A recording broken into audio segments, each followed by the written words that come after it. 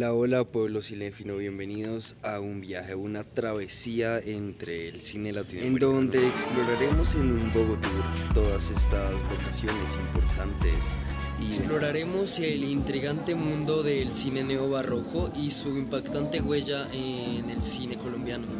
Y pues el nuevo cine latinoamericano tuvo dos fases realmente donde pues cada una se relacionó y tuvo que ver con la otra. La primera fue pues esta fase militante, cuya estética era puro documental, que llegaban los presentadores de este género a dar su punto de vista documental de los sucesos de la época, sobre todo en los años 60. Pero mientras que muchos cineastas veían esta parte como algo integral del proyecto de la liberación, un análisis, una pelea política, social y hasta cultural, también tuvo una segunda fase donde años después, en los años 70 y 80, estos mismos cineastas que habían hecho trabajos pasados se reconceptualizan para ser un poquito más complicados y desarrollar un discurso político dentro del cinematográfico, tratando de identificarlo con la nueva sociedad, con lo que estaba surgiendo, con ir en contra de estos regímenes represivos que se impusieron en la región desde los años 60. Adentrándonos en las selvas del neobarroco y hablando desde las distintas creaciones del nuevo cine latinoamericano, estas vibrantes creaciones para redescubrir cómo han dejado su marca en nuestras pantallas del cine colombiano.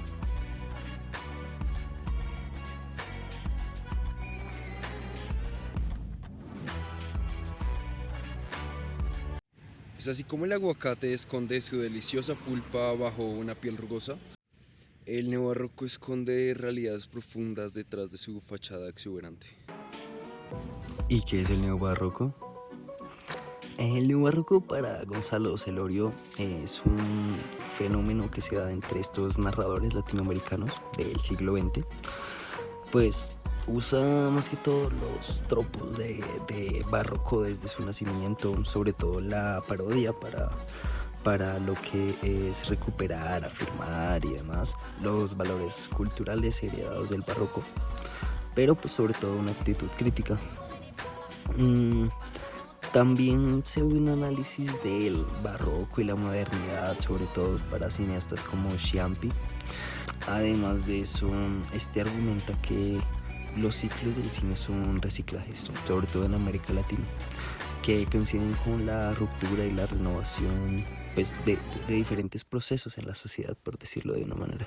Y pues bueno, el barroco y la modernidad comienza con una afirmación. Todo debate sobre la modernidad y su crisis en América Latina no incluye el barroco, resulta parcial e incompleto. Y bueno, el barroco y la modernidad empieza realmente con una afirmación. Todo debate sobre la modernidad y su crisis en América Latina que no incluya el barroco resulta parcial e incompleto. Frase que decía Sciampi.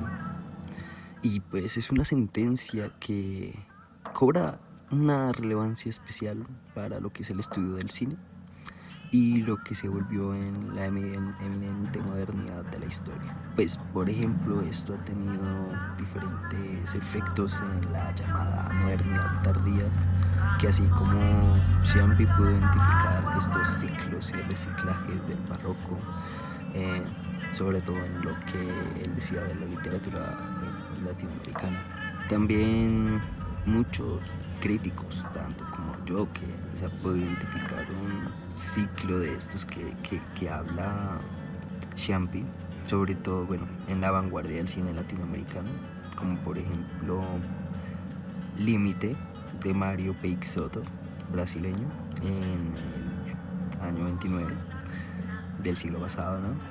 Y que vivió en México, de México, en 1931. Pero también hay un segundo ciclo donde la fase neobarroca, como había dicho, es aún más presente en el cine latinoamericano. El neobarroco. Este estilo cinematográfico que hace que el surrealismo y la realidad bailen un tango apasionado. Bueno, y son al fin y al cabo hitos importantes que no hay que pasar por alto, pero pues como lo decía, cine y subdesarrollo. Entonces vamos a empezar por Fernando Birri.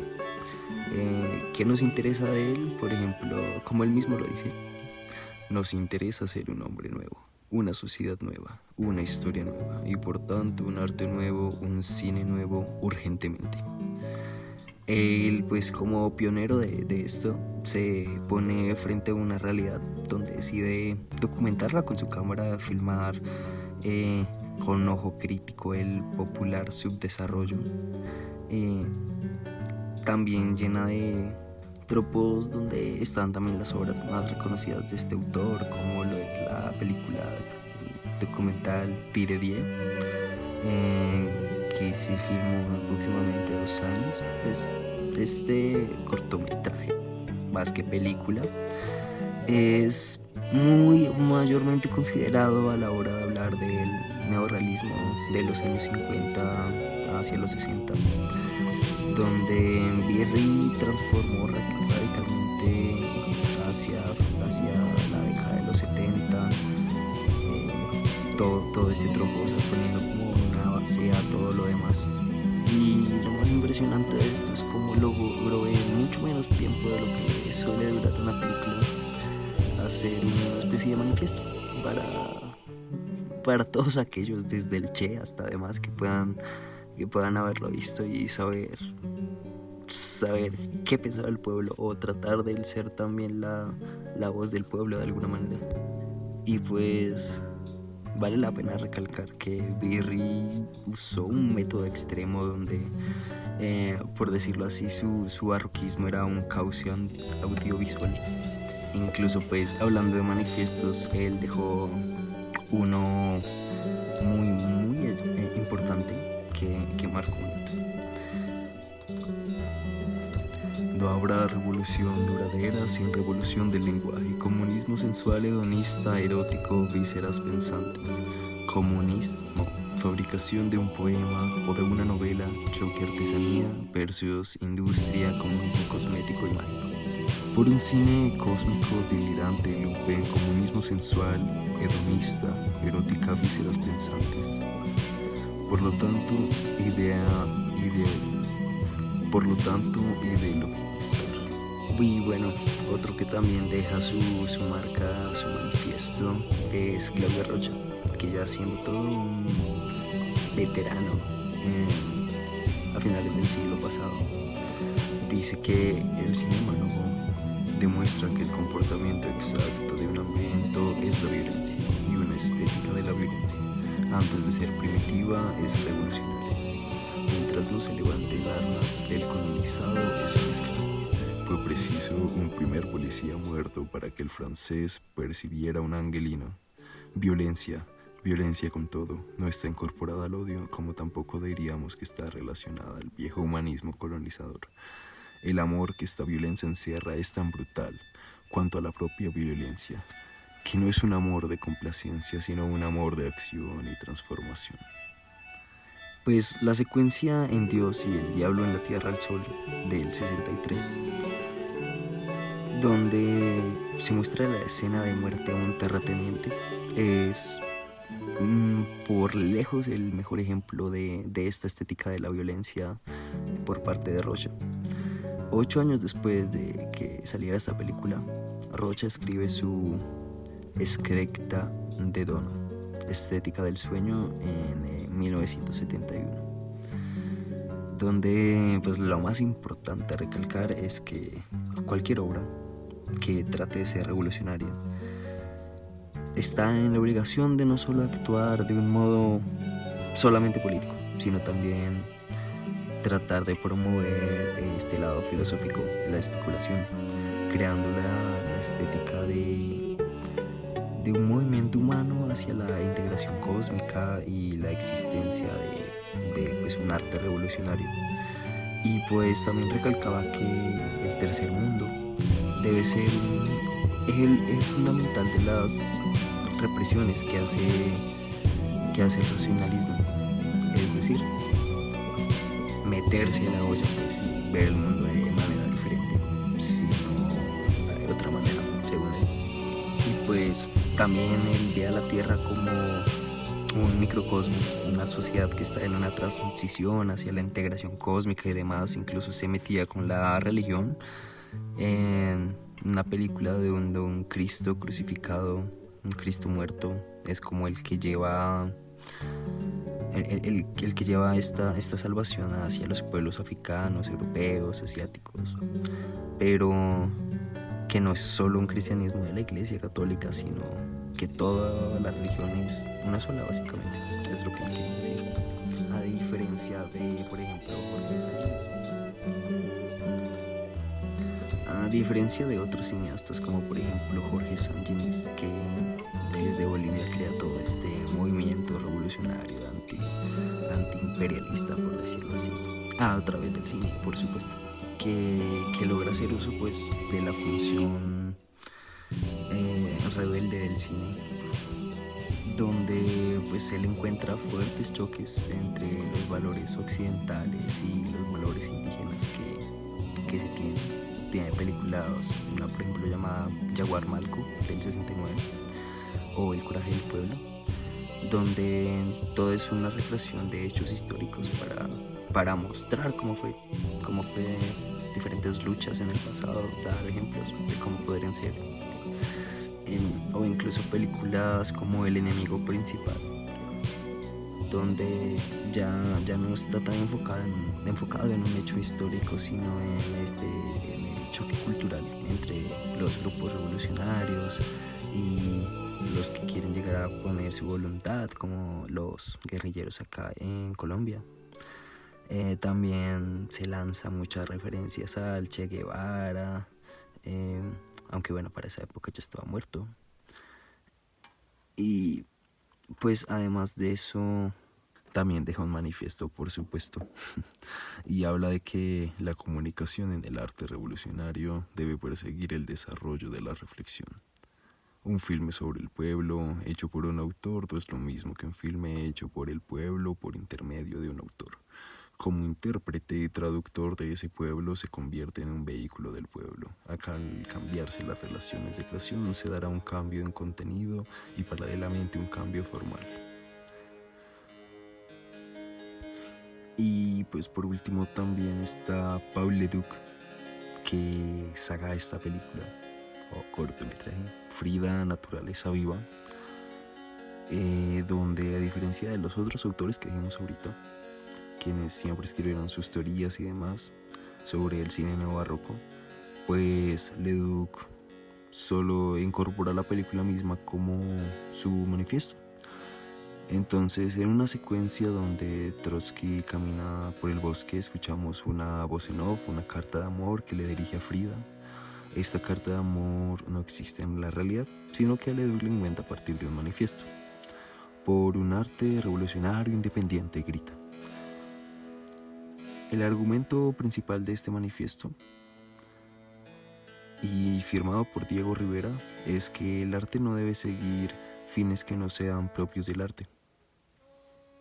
Y incluso también deja un manifiesto y le hace otro manifiesto a Frida, pero pues ya sabemos que toda la historia de Frida Kahlo es otro asunto aparte, que aunque sea arte, se sale un poco de toda esta realidad. Entonces simplemente nos invita a un compromiso para vivir el presente, no solo como un paso más, un eslabón en la cadena hacia la futura utopía en la que podríamos vivir, sino también vivir el momento como un instante privilegiado, donde... Y ya para concluir, a partir de todo lo que han dicho estos autores, quieren dejar siempre un mensaje sobre crear un cine activo y no como el cine de ahorita, que normalmente es para tener la mente apagada, o al menos es lo que hace la mayoría de gente. Ellos quieren que el cine sea, o crear un cine activo para el espectador activo, un cine que permita la liberación, de todos los medios, económica, política, ideológica, pero también la liberación de la imagen, de poder dejar ir la imaginación en cuanto a lo poético y sobre todo en América Latina. Pues al fin y al cabo el cambio está en todas partes, pero si hay alguna especie de lugar que haya vivido la mayor cantidad de cambios en menos de un siglo, posiblemente sea Latinoamérica. Desde La Habana hasta Bogotá, todo es una respuesta de otro suceso.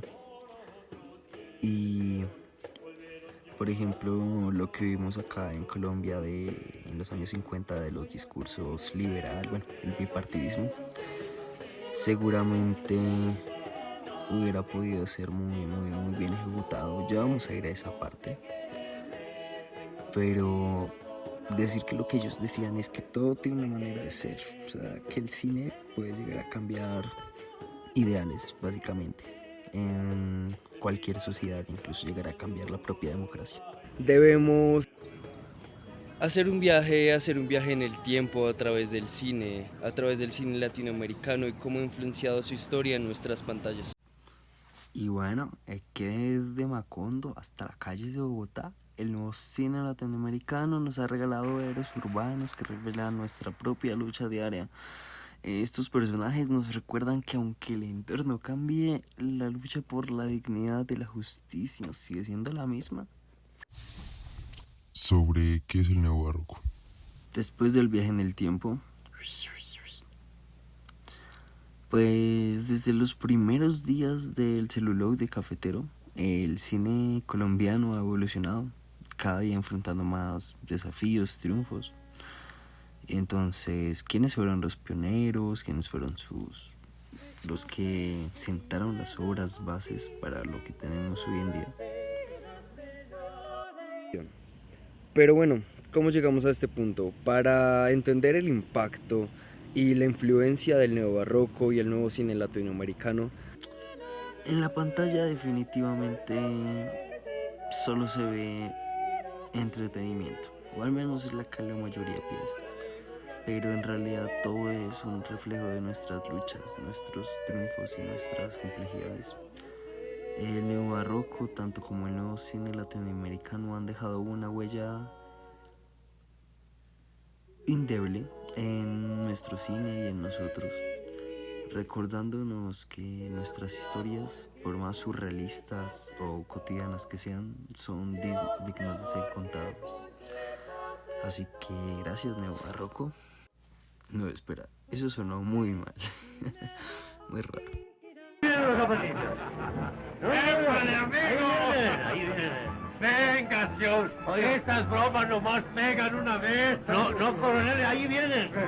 Ahí vienen.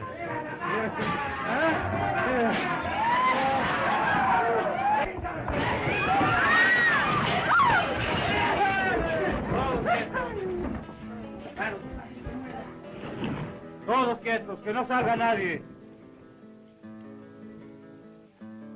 Y el coronel Martínez, ¿dónde está ese hijo? Acá lo tenemos, jefe. bueno, estamos ahora aquí en una de las fachadas de la Universitaria de Colombia, específicamente la que al frente del Parque Nacional, para hablar sobre estas películas que narran historias que nos incumben más como población colombiana, en este caso bogotana. La película llamada Roa, que fue filmado en uno de estos edificios, cierta parte obviamente, que relata la historia de este hombre, Juan Roa Sierra, posible asesino del caudillo político Gaitán. Sí. Y al mismo tiempo nos relata como las vivencias que tenemos y que al mismo tiempo nos relata cómo las historias que tenemos como sociedad van formando el cine, formando las historias, así como lo hacen también las películas hollywoodenses, no sé, Oppenheimer. De igual manera nosotros también contamos con este tipo de relatos que pues le muestran a un mundo adyacente lo que también pasa en nuestra sociedad, como en este caso es este 9 de abril de 1948. Y es gracias a ese pasado que podemos ver cómo es ahora. América Latina vive en tiempos culturales extraños, entre la premodernidad, la modernidad o incluso la posmodernidad. Pero tal vez sea por esta convivencia de tanta cultura que simplemente hay mucha identidad y pues hay diferentes modos de contar la misma realidad, por decirlo así. Entonces es posible encontrar varios yos, por decirlo de esa manera, o una identidad latinoamericana. Ante todo, este cine es una forma de asumir, pensar, de sentir, organizar el mundo social ante la modernidad desplazada de una voluntad divina. Es decir, ya el cine se alejó totalmente de eso que comenzó a ser el cine latinoamericano, o al menos en la mayoría de casos. En cambio, se busca en conjunto construir cambios más como un fenómeno y pues al mismo tiempo transformar con otras características diferentes a las que se hacía antes. ¿Cómo se escribe? Una barriguita y un palito. No. Yo te voy a enseñar. El lápiz se coge así. No, cógelo así. Ah, no, compadre. A mí no me dijeron que para enseñar a escribir había que coger la manito a la mujer ni nada de eso. Ay, Tomás, A mí no me mi habían vida. contado nada de eso. Ay, Tomás, mi ¿Usted vida, calla la por boca? favor. Ella no sabía que se iba a formar esta salsa en mi propia nariz, chico. Mire, Tomás, Ay, Tomás, que aquí no se ha formado ninguna cosa extraña. Sí, Cualquiera Ay, sabe que a mí no me por habían favor, dicho nada de eso. cállate. Hay que tomar la mano de grite. No. No me grite. No me grite. Aquí el único hombre que va que grita en esta casa soy yo, ¿oíste? Mire, Tomás. Y pues como decía anteriormente, se ve primero ese alejamiento de un Dios, distanciamiento de todo lo religioso, que pues al fin y al cabo no nos ha ayudado mucho para poder salir adelante como estas Naciones Unidas. Y al mismo tiempo la razón que nos da la razón, como la ciencia, el trabajo, el sistema de burocracia moderna. Y pues al mismo tiempo este concepto de identidad nacional que se va extendiendo. Como personalmente yo digo, soy de donde tenga que ser. Y pues eso nos lleva también a Colombia, donde hablar de modernidad implica a diferentes autores para toda la parte sociopolítica y económica, incluso cultural del país. Y en algunas partes del país la sociedad es sensible simplemente por la imagen, la moda, el consumo, pero también por la violencia, donde la mayoría de autores hablan de violencia en Colombia como si se tratara de disparos unidos y denominan también a Colombia como la modernidad agónica. Esto lo dice Uribe Celis. Pero esto es para describir simplemente un proceso de modernización, o será simplemente un cambio mental que genera la modernidad. Pero al fin y al cabo es una lucha agónica por sobrevivir, y se retrata perfectamente en el cine con vestigios de lo que es la historia con este término de modernidad agónica. Y pues vale la pena aclarar que claramente el cine no es la solución a la mayoría de problemas, pero mientras que a principios de siglo el país tenía esta fuerte ruptura económica y cultural,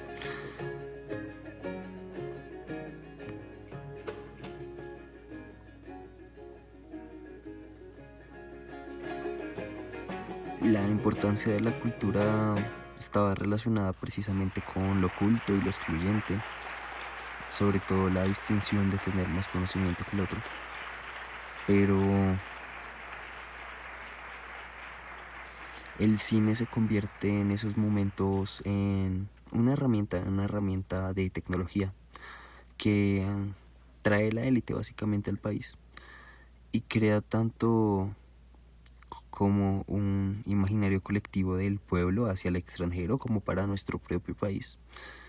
Y es así como este primer instrumento cultural que apareció en el país lleva como esta carga de ser también determinante para la formación de esta identidad cultural y bueno, con la nación.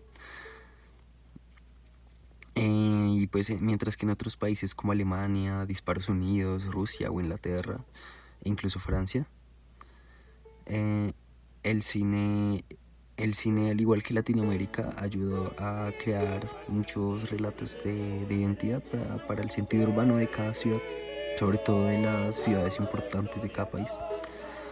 Narrada a través de los héroes, de los acontecimientos, mientras que en Colombia el cine nacional se dedicaba a contar una cotidianidad, una crónica, relatar un modo de vestir, como también gustos comunes y demás. También se encargaba de hacer mucha alusión a cómo se construye una nación, cómo era la construcción de esa nación en esa época. Pero como dije antes, esta llegada del cine simplemente se da en un momento histórico, por decirlo así, donde pues, también se empieza a ver de la capital hacia los alrededores diferentes corrientes artísticas, lo que es la literatura, el arte en general, como el dibujo y la pintura, pero todavía no había escuelas de cine, de casi ningún arte, pero a pesar de que las películas hoy presentan un carácter etnográfico, también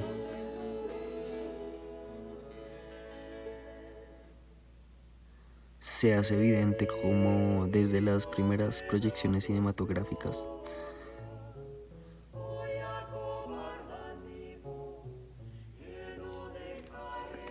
el cine solo ha ido cambiando nuestra manera de pensar. Y créanme cuando les digo que la historia sería muy distinta si el cine hubiera llegado a otra época en Colombia o a Latinoamérica en general. Desde la primera revista El Kine, publicada en Sincelejo en 1914, está incluso un párrafo, la sacó esta empresa Kinematógrafos, y en este párrafo como que se habla del cine, pero lo que era el cine en esa época. Entonces ellos dicen, el Kine no será exclusivamente órgano de nuestra empresa comercial, no solo de pan vive el hombre.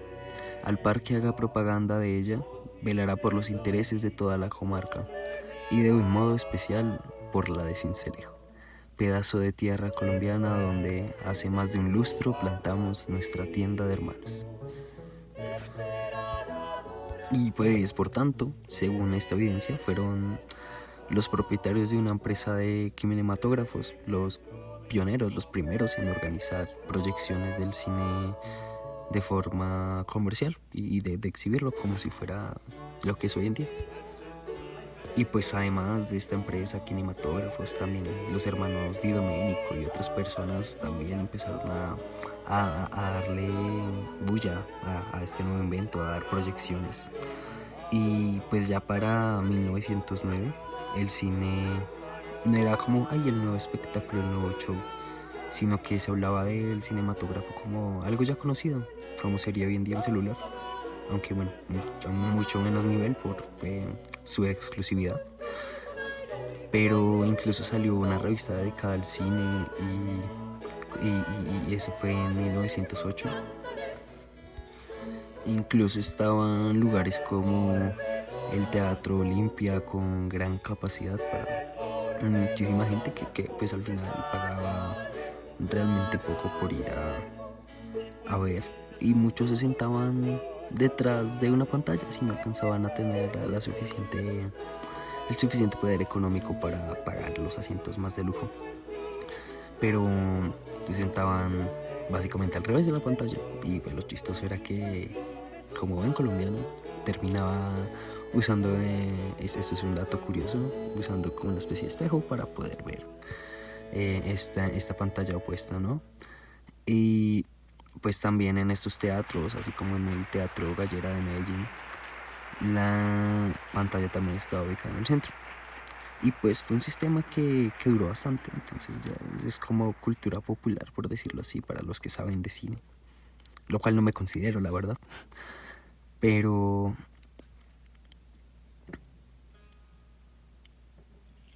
desde pequeñas cosas como esas se puede ver la exclusión de un lujo como lo podía llegar a ser el cine en esa época. Y es un fenómeno curioso porque presenta el teatro como este fenómeno también donde los que están viendo la realidad reflejada no la ven de la misma forma que los que la ven directamente sin ningún problema, no sé, una pequeña alegoría, o más bien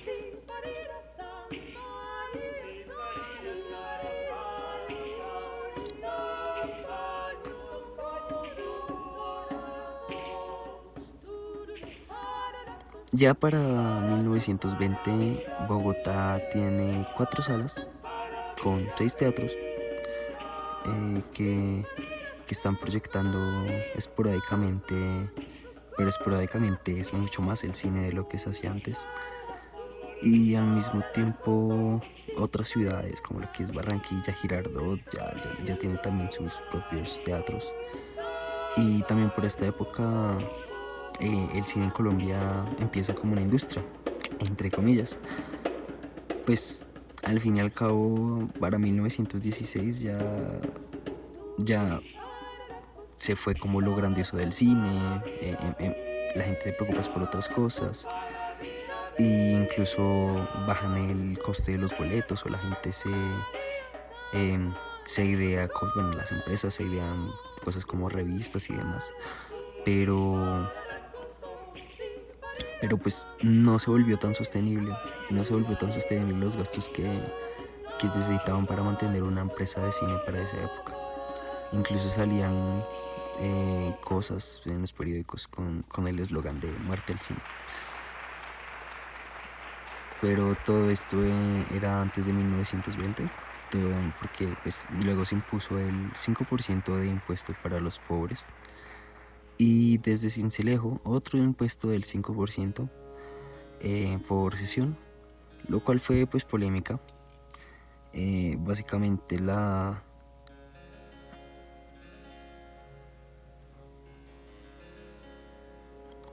gente sentía que esto era una injusticia, y esto se dice que causó un cierre de todos los cines en la mayoría de ciudades.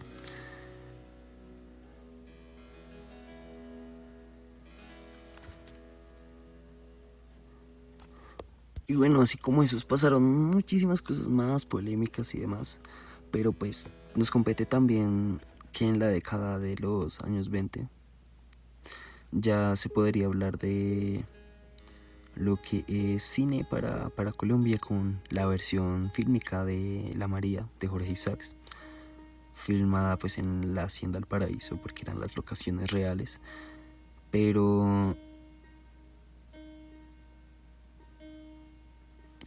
bueno, importante, fue filmada por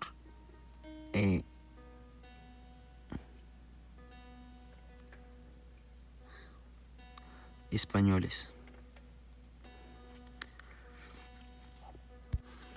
Y pues la obra tuvo éxito y empezó como un auge de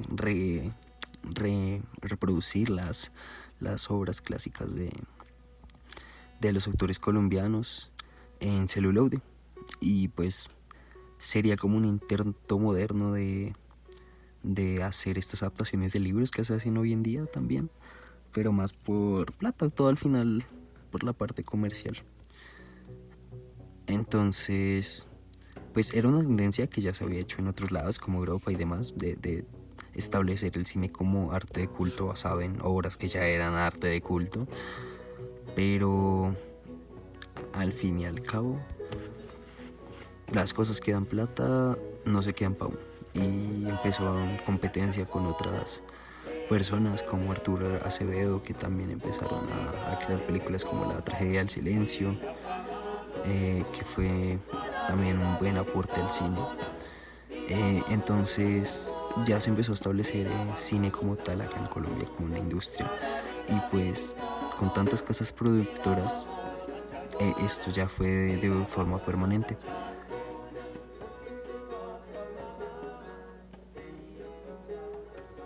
Y pues esto llevó a que la consolidación del cine como un proceso de modernización en el país tenga muchas contradicciones al ser basada pues en cosas antiguas, ni siquiera tan actuales para ese entonces. Y pues otras películas fueron de pronto Alma Provinciana en el 1926, Garras de Oro de 1928, que esta de hecho trata sobre la separación de Panamá, por lo que la censuraron en gran parte de Latinoamérica y pues se tuvo que esconder el autor. También como Los Muertos de 1925 de Pedro Moreno, con la ayuda de un hermano de Doménico. E incluso pues la llegada al cine de diferentes otros entes, autores pues. Y también los temas tratados en las películas de la época del cine mudo en Colombia, pues al final fueron un reflejo de la sociedad de esa época, como la representación de la población y la discusión, para que rime, que queda al consolidar como esta identidad, ya sonando muy repetitivo.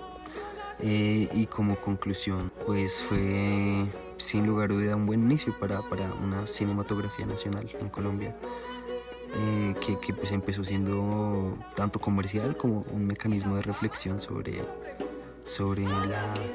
lo que era la identidad y nuestro cine.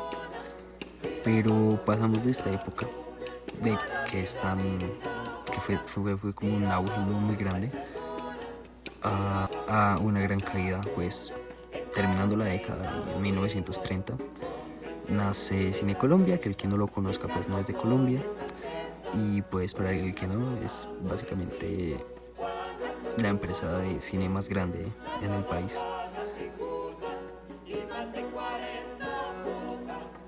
Esta empresa, para evitar competencia, cierra todo lo demás, lo que son estudios, talleres de revelado cinematográfica. Incluso trata de poner trabas a las postproducciones de otras películas colombianas.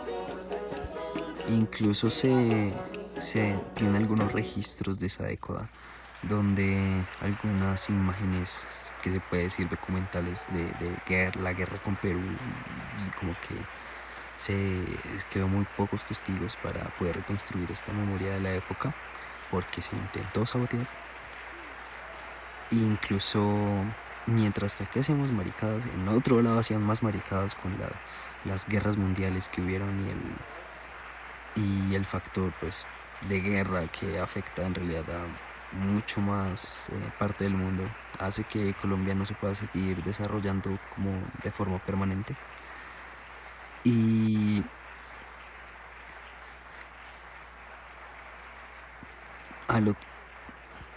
básicamente porque la exportación de los insumos que se hacían para el cine pues se dejó de hacer porque los países que la hacían se centraron fue en la guerra y en lo bélico. Entonces pues se empieza a hacer otro tipo de cine propagandístico, político. En Europa está el neorrealismo italiano, pero aquí se encuentra una especie de vacío cinematográfico en Colombia. Pero aún así pues, se hicieron algunas películas, aunque no tanto en Colombia. Ya para la década del 40 empiezan a llegar, son películas de Estados Unidos, norteamericanas, mexicanas, e incluso películas de cine mudo,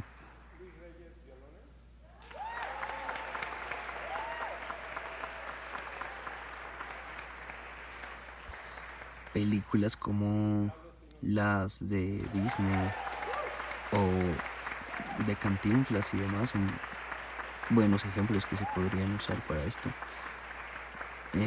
Todas estas películas también que se hacían en la guerra de parte de Norteamérica, como El Halcón Maltés, Casablanca, Clasicazo, El Puente de Waterloo, incluso El Fugitivo, pues fueron lo que llegó aquí, más que todo.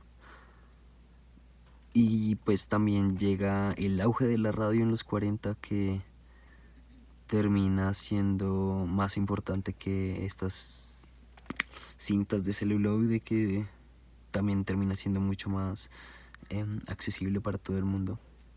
Y pues de hecho tiene mucho que ver con la cinematografía, pero eso lo veremos más adelante. Y pues de hecho Cantinflas es posiblemente el personaje que más repercutió en esos años para nuestro país, de manera social. Pues es como un tipo de penetración mexicana que empieza a meterse por un ladito para también afectar esta identidad nacional. Historias bíblicas también, como los 10 mandamientos, la del 56, o comedias musicales que llegaban todo desde otra parte del mundo. Otro factor importante pues sería el nacimiento de la televisión, más o menos de la década del 40 al 50. Fueron los colombianos los que decidieron en sus hogares tener un televisor con noticieros. Al mismo tiempo, pues esto permitió también que las personas detrás de estos programas se pudieran influenciar y crear cierto tipo de corriente cinematográfica en el país diferente a lo que se venía haciendo. Pero para ser más específico, de 1930 a 1960 se considera este periodo vacío en el cine nacional, y donde este empobrecimiento de todos los sentidos al cine colombiano, como quien deja de montar bicicleta y 5 años después ya ni se acuerda bien cómo se hacía y tiene que retomarlo, pues se pierde también toda esta identidad visual que se venía conformando, excepto este tipo de documentales y filmes propagandas. Pero pues también la falta de dinero ayudaba a que la producción fuera mínima. Entonces, que tocaba ayudarse de los foráneos, y esto también se reflejó mucho en el ser nacional y en la forma de elaborar narrativas hacia pues nuestra sociedad. Pero pues en realidad podríamos decir que de todo esto hay dos formas dominantes: lo que es los elementos que se extrajeron de otros lados, como el cine mexicano o norteamericano, y de esto va de la mano con la influencia cultural que esto creó en nuestros imaginarios colectivos como colombianos, creando como estos elementos, o sea, metiéndose como en todo lo que es simbología, signo, símbolo y demás. Y pues esto después definiría lo que son las hibridaciones que crearían un cine colombiano. Y bueno, la pornomiseria. Pues el neobarroco dentro del cine latinoamericano, a través de este lente de la denominada pornomiseria en Colombia, pues revela una sociedad, revela este realismo crudo, y con cierto toque de expresionismo visual a tope, donde pues películas como Gamín, Rodrigo en lo Futuro, incluso La Gente de la Universal, que pues se basan en explorar la marginalidad, la profundidad de esto, la desesperación que puede llegar a haber en los contextos urbanos, pues es básicamente la representación más cruda de la realidad, de cierta manera, porque no es 100% lo que pueda hacer, por más de que sea documental. Pues sí, al fin y al cabo es un enfoque cinematográfico que trata de ver la realidad, pero donde está también la belleza y la degradación al mismo tiempo coexistiendo. Y pues a través de la pornomiseria se trata de dar alguna reflexión sobre la complejidad de la sociedad y de la economía en Colombia. También tratando de dar esa reflexión de crear algo de que hablar, no de mala manera, sino de crear una sociedad de diálogo sobre cómo vive la gente marginada, sus condiciones de vida.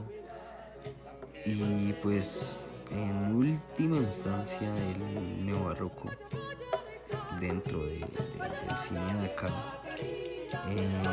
está tratando de trascender estas limitaciones narrativas, como llevándonos más a fondo de lo que es esa realidad socioeconómica. Pues también, como dije, estimulando la crítica, el hablar de eso, el cómo se puede mejorar la política, la cultura para la época, ¿no?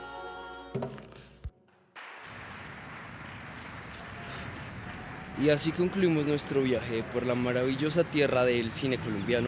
Esperamos que este viaje los haya llenado de una nueva perspectiva y un nuevo amor por el séptimo arte.